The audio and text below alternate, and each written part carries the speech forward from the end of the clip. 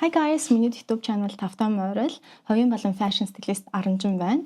За өнөөдөр би миний блог дээр маш их асуудагдаг асуулт буюу өөрийнхөө стил имижийг олоход ер нь юуг мэдэх ёстой, ер нь хэрхэн өөрийнхөө стил имижийг олох вэ гэдэг сэдвээр ярилцах болно. Өөрийнхөө стил имижийг олно гэдэг маань маш богинохон хугацаанд хийгдчихдэг амархан зүйл бол биш. Бид нар урт хугацааны туршид яг өөрсдийн дотор хүнээ сонсож, гаднах зорилгоудаа ойлгож, за яалтчгүй бидний байгалаас хүрсэн өгдлүүд дээр зөв ажиглаж, давуу талууд болон дутагдлуудаа мэдэх ёстой. За үүн дээр ялтчгүй бид нар орчин үед бол ухаалаг шүүгээг бүрдүүлж, үүн дотроо хэрэггүй худалдан авалт хийхгүйгээр цөөн тооны хувьцаар мөн олон лугуудыг өөртөө бүрдүүлж сурах гэх мэтчлэн олон төрлийн мэдлэгүүдийг шаардах урт удаан хугацааны процесс юм.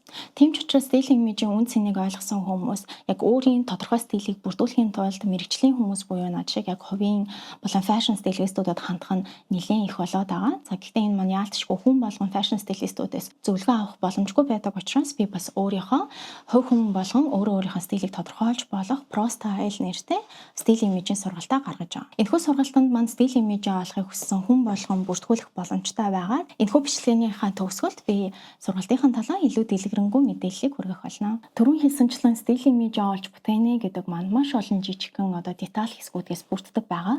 Гэхдээ ерөнхийдөө personal stylist буюу хувийн стилист бид нар ашигладаг тодорхой шатлалууд байдаг. За стил имиж маань бүхлээрээ ерөнхийдөө энэ жижиг шатлалуудаас бүрддэг байгаа. Өнөөдөр бүгдөө энэ бичлэгээрээ яг ямар шатлалууд маш чухал гэдгийг өөрийнхөө стил имижийг олохын тулд энэ жижигхэн хэсгүүдийг хэрхэн бие биетэй зохицуулж юуны төрөнд олж анхаарах ёстой вэ гэдэг талаар ярилцгаая. За юуны төрөнд бид нар байглаасаа биднэрт өгөгдсөн өгөгдөл буюу хувь хүмүүсийнхэн бид нар онцлогийг олж мэднэ. За үүнд бидний гаднах өгөгдөл буюу бие физиологийн хувьд арьсны өнгө, биеийн галбаар, биеийн онцлогууд гэх мэтчлэн цаанаас нь өгөгдсөн гаднах өгөгдлүүд байна. За энэ өгөгдлүүд дээр бид нар ажилд сурнаа гэсэн үг. За илүү дэлгэрэнгүй арьсны өнгөний тухай ярих юм бол арьсны өнгөө мэднэ гэдэг маань биднэрт хувцснууд дээр болон мейкап, үс засварлалтан дээр бид нар ямар өнгөнүүд зогтдог, ямар өнгөнүүд биднийг цаанаас нь илүү үзэсгэлэнтэй харагдуулаад харин ямар өнгөнүүд нь цохимжгүй өнгөнүүд нь бидний гооцлонгоос жоохон цаашаа татаад байдаг вэ гэдгийг илүү дэлгэрэнгүй мэднэ гэсэн үг. За арьсны өнгөний хувьд бол зөндөө их олон theory-нууд явдаг те таад маань сонсч байсан байх. 4 уйлралт хуваагаад 4 уйлралаа дахин 3 уйлралт хуваагаад за нийтдээ ингээд 12 уйлралын юм комплекс онол байдаг. За гэхдээ яг практик дээр хараад үзэнгүүт хувийн стилистууд ерөнхийдөө бол яг энэ онолоос аль болох холдохыг хичээд. Яагаад гэвэл энэхүү арьсны өнгөний онол маань бидний амьдрал дээр хэрэглэхэд жоохон хэцүү. За тэгээ дээрэс нь зөвхөн нэг тодорхой танд цогтөг гэдэг палетаар бүхэл насаараа хувцлана гэдэг маань маш их уйтгартай яг таны дотоод илэрхийлэмжийг бодолцож үзээгүй, таны амьдралын хэм маягийг бас бодолцож үзээгүй байдаг учраас арьсны өнгө дээр бол бид нар хамгийн бейс буюу хамгийн түрүүнд дулаан өнгө цогтөг хүүтэн өнгө цогтгоо гэдгийг мэдэх ёстой. За хоёр дахь бидний анхаарах ёстой зүйл маань тод өнгө цогтгоо эсвэл арай muted буюу чимээгүй өнгө цогтгоо гэдгийг ойлгох ёстой гэсэн үг. За энэ хоёр хэсгээ бид нар мэдээд авчих юм бол ерөнхийдөө ямар өнгөнөө цогтөв вэ гэдгийг ойлгох боломжтой болно. За цэнхэр өнгөнүүд дотроо маш олон өнгөтэй цэнхрүүд байгаа. За дулаан өнгөтэй цэнхэр байна, хүүтэн өнгөтэй цэнхэр байна гэдэг дундаас та яг өөртөө цохимжтой тэр цэнхэр өнгийг сонгож сурнаа л гэсэн үг. За гэхдээ яг хувийн стилистийн хувьд яг практик дээр хүмүүстэй ажилладаг хүний хувьд хэлэхэд заавал яг энэ арьсны өнгөөр тань цогтөг өнгөнүүдийг өмсөх ерөөсөө шаардлагагүй. Хэрвээ танд таалагдчихвэл та хүссэн өнгөө өмсөх боломжтой. За тийм учраас бид нар ерөнхийдөө бол чиглэлээр арьсны өнгөнийхөө тодорхой саний хэлсэн дулаан юм уу хүүтэн, чимээгүй юм уу тод гэдэг хоёр өнгөнүүдээ ойлгож авах юм бол цөөнийхөө өнгийг сонгоход илүү хялбар болно. Дараагийн бидний гаднах өгөгдөл бол мэдээж биеийн галбар. За биеийн галбар маань цаанаасаа эмэгтэй хүмүүсийн хувьд бол байглаасаа өгөгдсөн 5 төрлийн хэлбэр галбарт бид нар хуваадаг. Энэ 5 галбар маань элсэн цайг, уруу харсан гурвалжин, алам, гурвалжин болон тэгш өнцөгт гэсэн 5 хэлбэрийн галбар байгаа. За гэхдээ мэдээж л яг амьдрал дээр хүн болгон яг юм цэвэр нэг тодорхой галбарт хуваарлагдана гэдэг маань маш ховор тохиолддог. Хүн болгон тодорхой хэмжээний биеийн пропорцийн цаанаас өгсөн анатомийн онцлогтой байдаг. Практик дээр хараад үзэх юм бол танд биеийн галбар дээрээ та яг өөрөө ажиллахад туслах хамгийн чухал зүйл нь та өөрийнхөө хувьд таны биеийн галбарын онцлог буюу та давуу тал гэж бодож байгаа зүйлээ та улам тодтогох хувцснуудыг сонгох, эсвэргээрээ дутагдал гэж бодож байгаа хэсгээс аль болох анхаарлыг холдуулж тийшээгээ анхаарал татахгүй байх хувцснуудыг сонгох гэдэг маань бидний биеийн галбартай ажиллах хамгийн чухал зүйл байгаа. Тийм учраас хүн болгон тодорхой галбарт орууллаа гэд та яг энэ галбарын цаанаас нь зөвлөж байгаа хувцснуудыг сонгоно гэсэн үг биш. За жишээн дээр бүгдөө Ким Кардашианыг аваад үзье те. Аваад үзэх юм бол бид нар гурвалжин буюу биеийн дээд хэсгийн жижигхэн мөртлөө за мэдээж таац болон гуй хэсгээр илүү өргөн.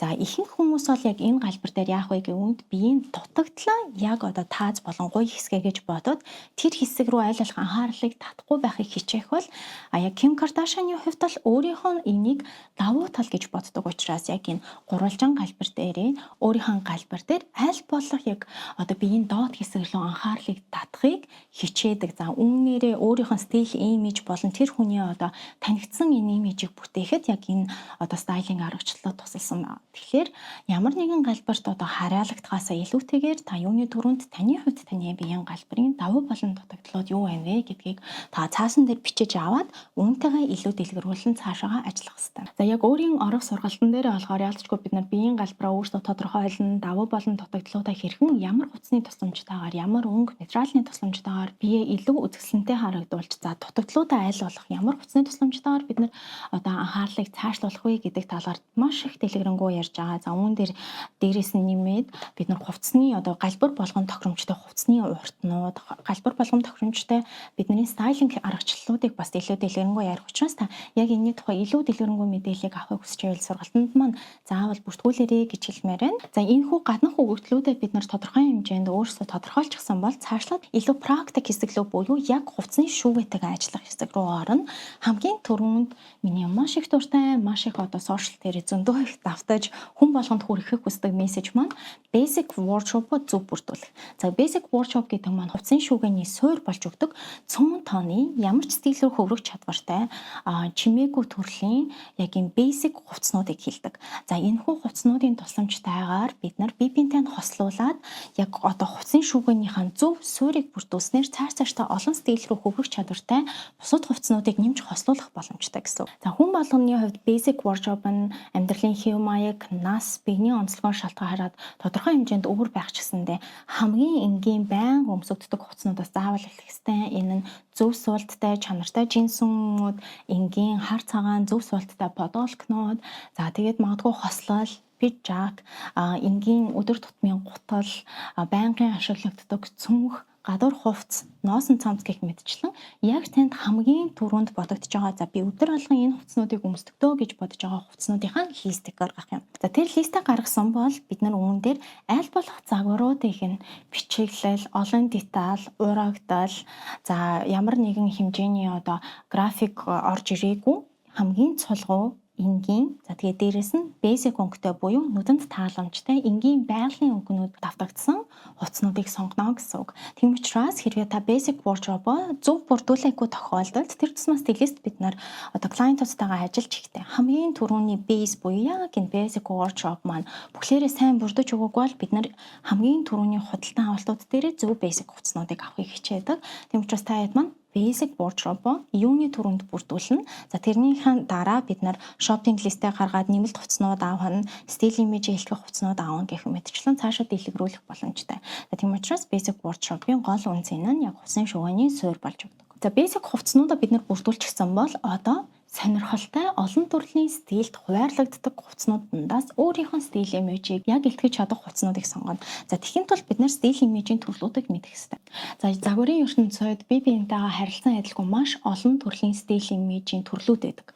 За энэ стил имижийн төрлүүд дундаас яагаад өөрийнхөө яг хувцсны имижийн төрлийг бид нар сонгох ёстой вэ гэвэл энэ маань зөвхөн хувцсыг илтгэдэг биш. Энэ маань бидний дотоод бас мэдрэмжийг илтгэдэг. За жишээлбэл та эмэгтэй зөөлөн хөөрдөн мэдрэмжтэй эмэгтэй бол танд романтик юм уу элегант стил хамгийн их тохиромжтой. Энэ маань таны дотоод мэдрэмжийн эмэгтэйлэг байдлыг гаднах стил имижтэй маань холбож өгөхөд туслах тэрхүү одоо хувцснуудыг одоо сонгоно гэсэн үг. За тийм хувцснууд маань бид нар өмссөн үед биднэрт илүү тухтай байдаг, илүү тааламжтай байдаг. Яг өөрийг маань илтгэж байгаа стилтэй гэж бодонгууд бид нар илүү өөртөө ихтэй байдаг. За эсвэргээр нь бид нар grunge юм уу rock стилийг аваад үзэх юм бол энэ маань хүчрхэг, гялцал байдлыг эсэргүүцсэн. За арьсан лак материалууд, амтны хэ принт гэх мэтчлэн цаанаасаа нэг тийм гал цогийг илтгэдэг стилийн төрөл аваа. За ийм стилийн хувцснуудыг сонгодог хүмүүс маань ч гэсэндээ дотроо илүү их ирч хүчтэй, илүү ирэмгийн хүмүүс байдаг. За мөн дээрээс нь стил имижийн төрлүүд маань бидний амьдралын хэм маягтай шууд холбоотой. Жишээлбэл та оффист ажилладаг бол яалтчгүй таны хувцсны шүгэнд бизнес болон бизнес casual стилийн хувцснууд байх хэрэгтэй. За ийм төрлийн хувцснуудаа зөв сонгоснороо бид нар ажил дээрээ яг одоо ихтгэл дааж болохоор ажилчин professional хүн байна гэдгийг бид нар харуулах боломжтой гэсэн. Ерөнхийдөө нэг хүний хувцсны шүгэнд нэг төрлийн стилийн төрлийн хувцс байна гэдэг маань маш ховор байдаг. Ихэнхдээ бидний амьдралын хэм маяг сонирхлоос шалтгаалаад олон төрлийн стил имиж за 3 4 хаяад бүр тэрнээс ч олон стил имижийн төрлүүдийн хувцснууд бие биентэйгээ одоо хослолж оршдог байгаа. Тийм учраас ямар төрлийн хувцсан ямар стилийн төрөлд хамаарагдаад байгаа юм.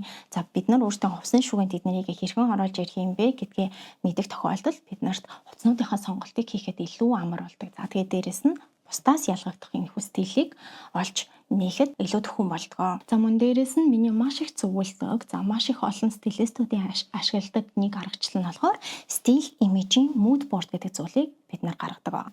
Mood board гэдэг маань ерөнхийдөө бол юм таны стил имижийг илтгэх зурагнуудаас бүрдэж байгаа нэг тодорхой хэмжээний альбомыг илтгэе гэсэн. Өөрийнхөө стил имижийг яг сайн илтгэж чадж байгаа mood board-ыг гаргаж ирснээр бид нар яг нүднийхээ өмнө өөрийнхөө стилийг харах боломжтой гэсэн. Тэгэхээр бид нар тархиндаа бодоод байх эсвэл нүднийхээ өмнө яг зурагнуудаар нэгэн одоо цогц альбом болгоод өөрийнхөө имижийг хажуу талаас нь харах боломжтой гэсэн. За эсвэл бид нар тэмүүлж байгаа яг энэ өөрийнхөө стил имижийг mood board-оор хараад яг эндээсээ бид нар mood board-тойгоо зөв ажиллаж чадах юм бол яг бид нарын одоогийн стилд юу дутагдаад байгаа юм, ямар мэдрэмжийг би авмаар байгаа юм, за ямар хувцснууд миний хувцсны шүүгэнд дутагдаад байгаа юм гэх мэтчлэн бүхий л зүйлсийг яг энэ mood board-аас харах боломжтой гэсэн. Энэ маань тэр тусмаа таны дотоод хүн буюу яг энэ дотоод мэдрэмжийг гаргаж ирэхэд маш их хэрэгтэй алхам байгаа. Яг энэ mood board-ыг гаргах нөхцөлдөө яг өөрийнхөө сэтгэл зүйтэй маш их ажилдаг. Өөрийн тэр дотоод хүнээ маш сайн сонсож чаддаг учраас mood board-тай минь яг ижил одоо амьдрал дээр бид нар хувцсны шүүгийгээ бүрдүүлж чадах юм бол өөртөө маш их тухтай яг хүсдэг тэр стил имиж гаргаж ирэхэд яг бидний одоо чиглэл зураглал маань гараад ирдэг гэсэн үг. За цаашлаад энэ хүү одоо гаднах өгөгдөл болон бид нар mood board-аа гаргаад стил имижийн төрлүүд сонгочихсон бол одоо яг хувцсны шүүгийгээ цэгцлэх цаг болж байна. За хувцсны шүүгийгээ цэгцлэх буюу wardrobe styling гэж нэрлэдэг байгаа энэ хүү хэсэг маань яалчгүй практик дээр хамгийн их чухал хэсэг байгаа. За basic wardrobe бид нар бүрдүүлээд мэдчихсэн тийм учраас хувцсны шүүгээ бид нар цэгцлэхдээ basic wardrobe маань ямар хувцснууд үлдэх юм бэ гэдгийг гаргаж ирнэ. Хувцсны шүүгээгээ цэгцлэхдээ бид нар хувцснуудаа хит хитэн категорид мэдээж хувааж гаргаж ирнэ. За хамгийн түрүүнд бид нар авч үлдэх хувцснуудаа харна Өмнөх одоо бид нар шатлалуудыг гаргаад ирчихсэн учраас бид нар тодорхой чиглэл байгаа. Энэ чиглэлдээ бид нар хувцас болгоныг хараад за надад энэ хувцас маань тохирч байна уу? Шинэ стил имиж яг одоогийн байгаа сэтгэл зүйн байдалд маань би яг энэ хувцсыг өмсөхийг хүсэж байна уу үгүй юу гэдэг асуултанд хувцас болгон дээр анализ хийн. За ингээд анализ хийсэн тохиолдолд бид нар яалтчгүй авч үлдэх хэдэн хувцас үлдэнэ. Энэ авч үлдэх хувцас маань цаашдаа ерөөхдөө стил имиж дээр ажиллаж өгөх суурь маань болж өгнө. За яалтчгүй бид нар хувцсны шүүгүүгээ цэгцэлж авах хооронд заашгүй энэ хувцснуудыг хаях, ангижрах хувцснууд гарч ирнэ. За тийм хувцснууд гарч ирэх юм бол аль болох айлгүйгээр нөгөө хувцснуудаа явуулж өгсөн дээр энэний оронд бид нар өмсөхгүй байгаа, тааламжгүй байгаа энэ хувцснуудын оронд шинэ мөртлөө таныг яг илтгэж чадах, та өмсөхийг хүсэх тэр хувцснууд ороод ирэх юм бол таны хувцсны шүүгээ илүү functional буюу таны төлөө зөв ажилдаг юм хувцсны шүүгээ болоход нэг алхам төгнөө гэсэн. За тэгээд мөн дээрээс нь хувцсны шүүгээнд хувцснуудаа нэг бүрчлэн аль болох бүх хувцснууд маань харагдаж байх ёстой. За тэгсэн тохиолдолд бид нар ямар хувцснууд байгаа вэ гэдгийг өглөө хувцсны шүүгийг нээнгүүтээ илүү дэлгэрэнгүй харах боломжтой. За маш олон хүмүүсийн хувцсны шүүгэн дээр харагддаг нэг алдаа нь болохоор хувцснуудыг бие биен дээр нь давхарлаад өлөвчдөг ч юм уу. Олон давхарлаад ингээд цаана нь ингээд эвхээ тавьчихдаг тийм. Тэнгүүд энэ цамцны доор дахиад нэг өөр цамц байсан гэдгийг бид нар мартчихдаг. Тэнгүүд тэр цамц маань хэрэггүй одоо ашиглагдахгүйгээр бидний хувцсны шүүгэнд маш их дууддаг. За аль болох иймэрхүү алдаануудыг гаргахгүйгээр хувцсны шүүгэнд байгаа ихэнх хувцснууд маань бидний төлөө яг ажилдаг өдөр болгон одоо тодорхой хэмжээнд өмсөгддөг байх шаардлагатай. За судалгаагаар харангууд маш нэг бидний том гараадаг алдаа нь хувцсны шүүгийнхаа 20% бид нар амьдралынхаа 80% нь өмсдөг буюу бусад 80% нь хэрэгцээгүй байж лээд гэсэн үг. Тэгэхээр энэ маань бидний хувцсны шүүгээ клатер үүсэх буюу хэрэггүй хувцснууд байгаад л байхаа тусам биднэрт стресс үүсгэн бидний амьдралд бас өдөр болгон хувцснуудаа сонгоход маш том одоо бэрхшээлүүдийг гаргаж ирдэг учраас аль болох хувцсны шүүгээгээ цэгцтэй таны сэтгэлийн имижийг одоогийн байдлаар илтгэж чадчих байгаа. Яг хэрэгтэй хувцснуудаа авч үлдээ. За тэгээ дээрэс нь аль болох нэг хувцс өөр төрлийн 3 хувцснуудтай зохицоод 3 өөр төрлийн лукуудыг бүрдүүлж байвал тэрхүү хувцснууд маань ухаалаг худалдан авалт болсон байна гэсэн. Wardrobe styling маань тодорхой хэмжээний бас системтэй явагддаг. Яг энэ системийнхаа дагуу онлайн сургалтанд маань хамрагдаж байгаа хүн болгон тэр яг мэдлэгийг аваад өөрийнхөө хувцсныхаа шүүгийг маш зөвөр одоо ангилах боломжтой болох учраас хэрэггүй худалдан авалт хийхгүй хэрэгтэй хувцснуудаа авч үлдэх гэх мэтчлэн маш олон давуу талтай болж байгаа. Дараагийн чухал хэсэг нь болохоор стайлинг аргачлалуудыг мэдэх буюу хувцснуудаа бие биентэй хэрхэн хослуулж өмсөөд ямар одоо загварчилгаа, ямар стайлинг аргачлалуудыг ашиглаад илүү гоёмсог лукуд бүрдүүлж болох вэ гэдэг талаар ярина. Стайлинг аргачлал гэдэг маань юу вэ гэдгийг дэлгэрэнгүй авч үзэхийн тулд жишээлбэл бүгд л сонсч ирсэн нэг дүрэн байдаг тийм. Гутлын өнгө маань цүнхний өнгөтэй ижил байх хэвээр. За энэ маань хэдий хоцрогдсон гэж тооцогдчихсэндээ маш олон хүмүүс мэддэг яг стайлинг аргачлалуудын нэг байгаа. Гутлын өнгө маань цүнхний өнгөтэй ижил байж ээж одоо ямар ч лукн дээр эрс тэрс өөр өнгөнүүд гарч ирэхгүйгээр бид нар юм бие биентэйгээ зохицолтой нэгэн лукийг үүсгэж байна гэсэн үг. Энэ маягаар лукудаа бүрдүүлэхэд бид нарт одоо хэрэгтэй стайлинг аргачлалууд маань маш олон төрлөөдөг. Нэг бичлэгэн төрц маяг энэ бичлэгэнд бүгдийг нь багтаах боломжгүй ч гэсэндээ ерөнхийдөө бол одоо ямар ч лукийг бид нар хараад үзэнгүүт бид нарт ойлгомжтой тийм логиктэй харагдах хэрэгтэй. Логиктэй гэдэг нь юу ч юм бэ гэвэл энэ лукунд маань за нэг тод өнгө гараад ирлээ гэж бодох юм бол тэр өнгө маань аль болох өөр одоо хувцсны нэг жижигхэн хэсэгтэй ч гэсэндээ холбоотой байж ээж бидний нүдэнд ямар нэгэн хэсэг нь одоо ингэж хол ойлгомжгүй харагдахгүй гэсэн үг. Тэгэхээр энэ маань логиктэй нүдэнд гоё харагддаг цагварлаг лукийг бүрдүүлэхэд яг ямар стайлинг аргачлалуудыг ашиглаж болох юм бэ гэдгийг би бас сургалтын дээрээ хамгийн одоо ихээр ашиглагддаг хамгийн лукуудыг бүрдүүлэхэд хялбар одоо аргачлалуудыг оруулж өгсөн байгаа. За хувцснуудаа хэрхэн бие биентэй яг энэ цогцолтойгоор стайл хийхийг мэдээд авчих юм бол заавал өдөр тутамдаа шинэ хувцснууд худалдаж авахгүйгээр байгаа хувцснуудаа ч гэсэндээ шинжилээд бие биентэй хөөрхөн гоё цогцоолоод өмсөх бүрэн боломжтой. Тийм учраас яг энэ загварын одоо бие биентэй хослох энэ төлөвүүдийг өгөхийн тулд яг онлайн анги дээр би илүү дэлгэрэнгүй яг хамгийн одоо түрүүнд ашиглагдаж болох хамгийн одоо хялбар мөртлөө маш сайн ажилдаг стайлинг аргачлалуудыг багтааж өгсөн байна. За тэгээд дээрэс нь амьдралаа илүү хялбар болгож хувцснуудын зохицлуудыг бүгдийг нь гаргаж өгөхийн тулд бид нар капсулууд бүрдүүлж одоо сурах хэрэгтэй. За капсул гэдэг маань basic wardrobe-оос өөр зүйл. За капсул шүүгээ гэж яриад байгаа энэ концепт маань маш цөөн тооны хувцснаас олон төрлийн лук бүрдэх боломжтой. За тэгсэн мөртлөө тэр дотор маань байгаа энэ хувцснууд маань заавал basic биш. За түрүүн basic wardrobe дээр болохоор бүгд ийм цулгуу, чимээгүй, бие биентэйгээ хосолдог ямар ч стил рүү хөврөх чадвартай хувцсны цуглалгыг ярьсан бол капсул шүүгээ маань та ерөнхийдөө хувцсны шүүгээнээс олон төрлийн хувцснуудыг сонгоод яг нэг жижигхэн коллекц үүсгэнгүүтээ тэр дотроос аль болох олон лукуудыг бүрдүүлэх боломжтой ийм шүүгийг хэлдэг. За капсул цуглуулгын жишээ аваад үзэх юм бол бид нар аялалд явахдаа жижигхэн чемодананд бүх хувцас авч явж чадахгүй учраас цөөн тооны хувцснууд сонгодог. Аль болох тэр цөөн хувцснууд маань бусад хувцснуудтайгаа бид нар хослуулад олон лук бүрдүүлэхийг хичээдэг шүү дээ. Яг үүнтэй ижилхэн бид нар бүх хувцснуудаа оролцуулахгүйгээр тодорхой категорийн тодорхой хувцснуудыг бие биентэй зохицуулах, цөөн тооны хувцснуудаас олон лук бүрдүүлэх яг ийм маягаар капсул шүүгээ бүрдүүлдэг гэсэн. Тийм ч учраас иймэрхүү капсулуудыг бүрдүүлэхийн тулд бид нар өмнө нь яригдсан бүх жижиг деталуудыг бодолцсон. За өөртөө тохирсон хувцснуудаа сонгоно. Стил имижийн төрлүүдийн бие биентэй хосолдог хувцснуудыг сонгохыг хичээнэ. За сонгосон хувцснуудаа бид нар аль болох гоё стайл хийхийг хичээнэ гэх мэтчлэн яг капсулыг бүрдүүлэх явцад таны стил имиж дээр ажилласан бүх мэдлэгүүд орж ирдэг учраас тэр тусмаа цөөн тооны хувцсан дээр олон луг бүрдүүлнэ гэдэг маань өөрө creativity буюу яг бүтээлч байдал, яг стайлингийг маань илүү хийх их боломжийг олгодог учраас яг энэ капсул шүүгээ бүрдүүлэх хичээлийг би бүр тэр тусмаа онлайн ангида заавал оруулж өгч байгаа. За энэхүү аргачлалын тусламжтайгаар бид нар жишээлбэл 9 ширхэг хувцснаас 30 ширхэг та бие биентэйгээ давтагдахгүй олон лукийг бүрдүүлэх боломжтой гэдэг концептыг ойлгочих юм бол бид нар стил имиж дээр ажиллаж байхдаа олон хэрэггүй хувцснууд авахгүй бие биентэй нэг маш сайн зохицуул сурдаг. Тэм учраас би бол аль болох хувцсын шүүгэн дээр хүмүүсийг капсулуудыг гаргаад за энэ мань заавал аялалд явах ч юм уу эсвэл заавал нэг тодорхой одоо ийшээ тийшээ явхад хийнэ гэсэн үг биш. Та одоо байгаа хувцсынхаа шүүгэн дээр магадгүй дараагийн 2-7 хоног өмсөх одоо юм хувцснуудыг гаргая гэж бодож ивэл хитгэн яг цөөн тооны одоо тэр цаг агаар тэр одоо амьдралын одоо хэв маягттай тохирч байгаа хувцснуудаа сонгоод цөөн тооны хувцаар олон лукийг бүрдүүлээд өглөө болгон юу өмсгөө гэж бодохгүй бүрдүүлсэн лукүүдээсээ сонгоод авах боломжтой гэсэн үг. Тэгэхээр капсул шүүгэн маань яг таны стил имижтэй ажиллаж өгч байгаа бүх мэдлэгүүдийг цуглуулж чаддаг маш юм цогц гайхалтай юм аргачлал. За энэ мэтчлэн цаашлаад ярих юм бол стил имиж дээр анхаарах зөндөө олон эс зүйлсүүд байгаа.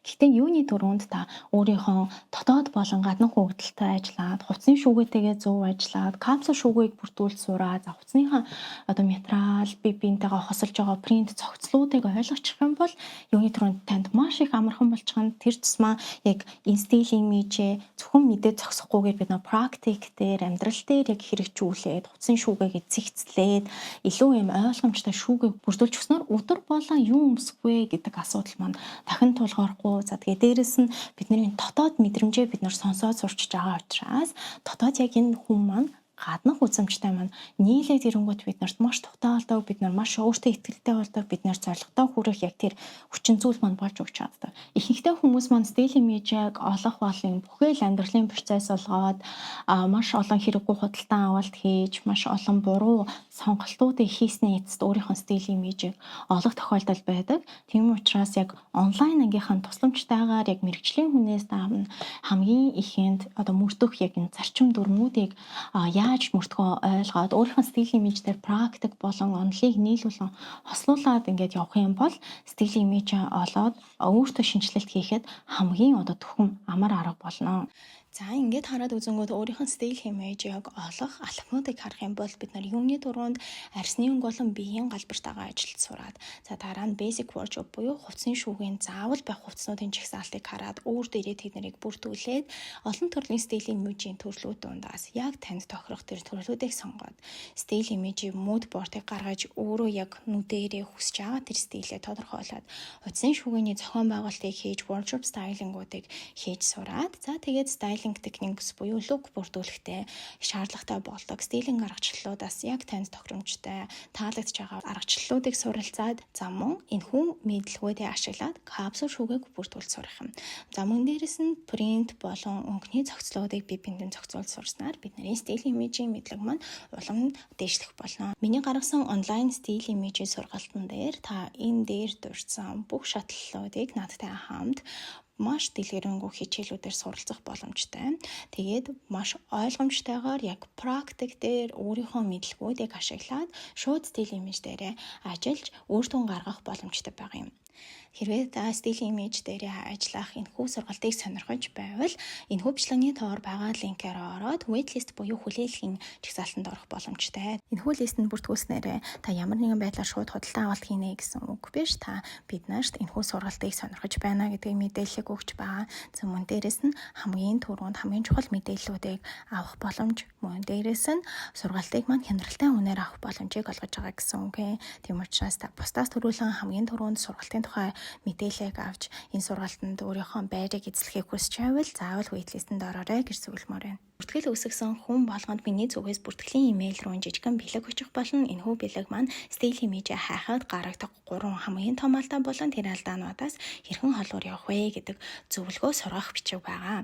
Тийм учраас та яд маань заавал листэндээ бүртгүүлээрэй. За энэ хүрээд өнөөдрийн маань бичлэг маань дуусч байна. Таад маань стилийн имиж дээр анхаарч өөрийгөө хилтгэх яг тэр гайхалтай стилийн имижийг бүрдүүлэхийн тулд улам хичээж илүү олон одоо мэдлэгийг авахын тулд миний онлайн ангид хамрагдах боломжтой. За үүнд хүрээд өнөөдрийн бичлэг маань дуусаж байна. Таадад маань хэрэгтэй мэдээлэл байсан гэдэгт итгэлтэй байна. Тэгээд дараагийнхаа бичлэгээр уулзцгаая. Түр баяртай.